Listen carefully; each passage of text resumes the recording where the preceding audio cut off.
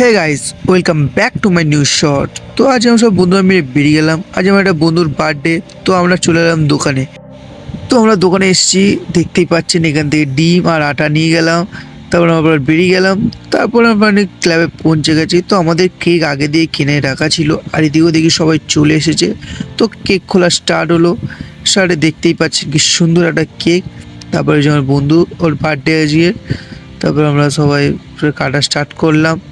সেই যখন happy birthday এখন স্টার্ট হচ্ছে, কি সুন্দর লাগছে দেখুন, সবাই বন্ধু বান্ধব আছে। তারপরে খাওয়া দাওয়া কমপ্লিট হলো, কেক টেক। তারপরে মেন জিনিসটা আরও দেখুন ভূত তুত হয়ে গেল। ডিম আটা, আমি প্রথমে ডিম আটা দিয়ে দিয়েছি, তারপরে আবার পুরো ভরে দিলাম।